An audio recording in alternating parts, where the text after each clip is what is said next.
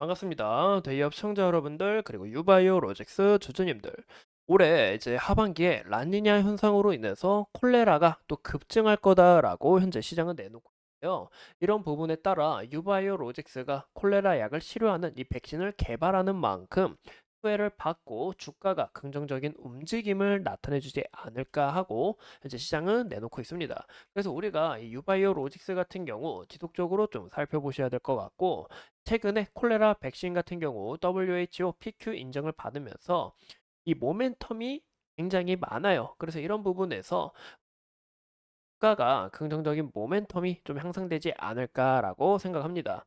그래서 오늘 영상도 중요한 만큼 끝까지 시청해 주시고 좋아요와 구독으로 큰 힘 주시면 감사하겠습니다. 그럼 같이 바로 알아볼까요? 네, 이번에 라니냐 현상으로 인해서 올해도 이 콜레라가 급증할 거다라고 시장은 내놓고 있는데, 이 라니냐를 좀 더 그림으로 쉽게 풀자 하면은 이 무역풍이 보시는 것처럼 강해지면서 동태평양의 냉해수가 서쪽으로 이동하게 됩니다. 기존 정상적인 해류와 모습이 다르다는 것을 우리가 확인할 수 있죠.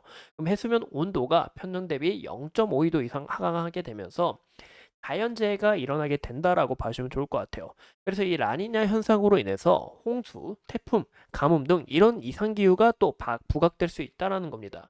그럼 이런 문제가 발생하게 된다 하면은 콜레라 환자가 또 지속적으로 늘어날 수 있는 부분이고, 이런 이슈가 또 부각이 된다 하면은 유바이오 로직스에게는 현재 이 콜레라 백신을 만드는 만큼 수혜를 받을 수 있다라고 해석해 주시면 좋을 것 같아요.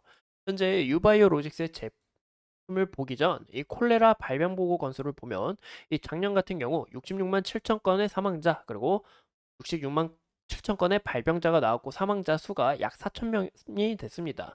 이 전년 대비 발병 건수가 41%, 그리고 사망자 수가 70% 증가한 건데, 이 지속적으로 문제가 되는 이 자연재해로 인해서 이 콜레라가 올해도 좀 추가적으로 확산하지 않을까라고 생각을 해요.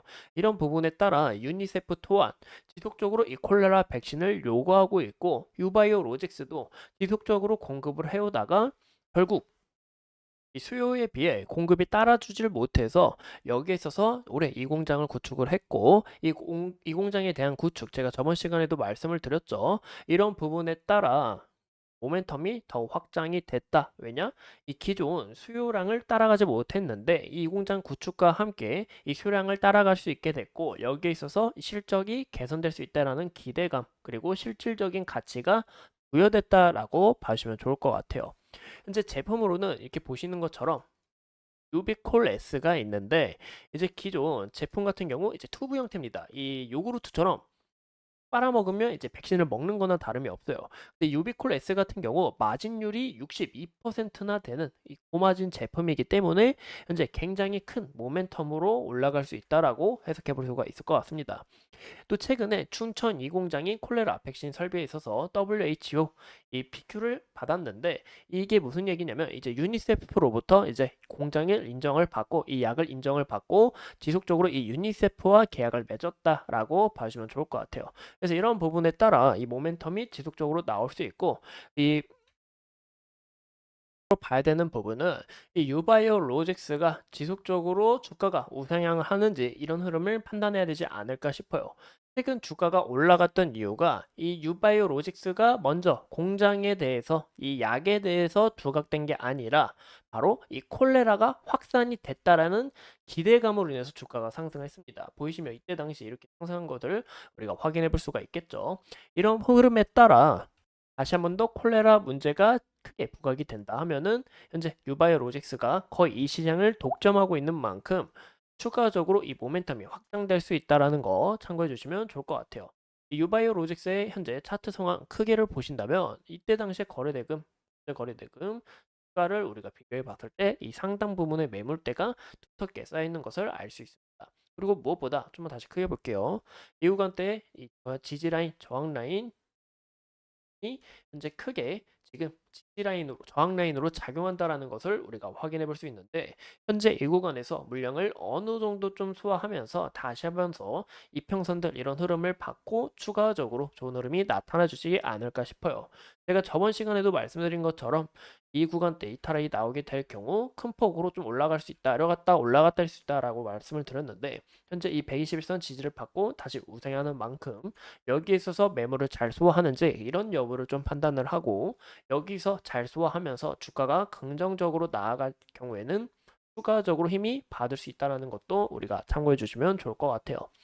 현재 이 흐름이 나아지려면 보시는 것처럼 주가가 다시 급상승을 한 만큼 한 번 더 좀 쉬어줬다가 가는 방향이 좀 좋지 않을까라고 생각합니다. 또 보시면 이렇게 적상병 3개가 딱 출현하면서 다시 한 번 더 우리가 이 추세를 올려주겠다. 여기 보시면 지속적으로 추세 라인을 우리가 확인해 볼 수 있는데 이 흐름을 타고 다시 우리가 좀 주가가 올라가겠다 이런 움직임을 나타내는 게 아닌가라고 해석해 보면 좋지 않을까 싶어요.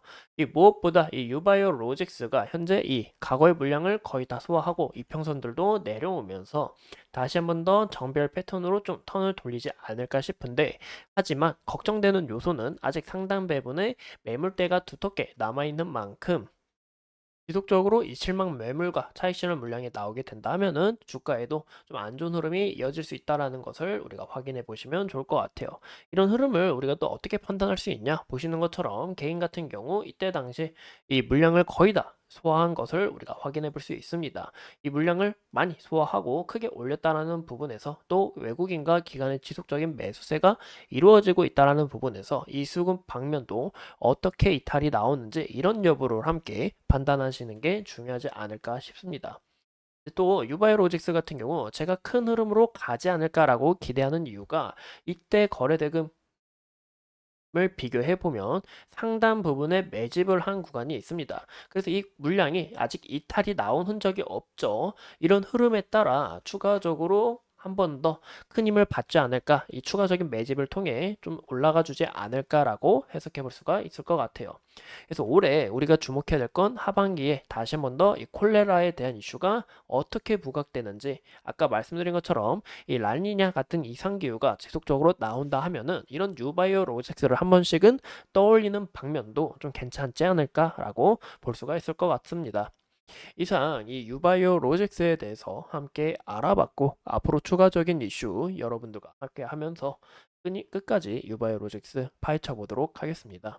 오늘도 소중한 시간 내서 영상 시청해 주신 점 진심으로 감사드립니다.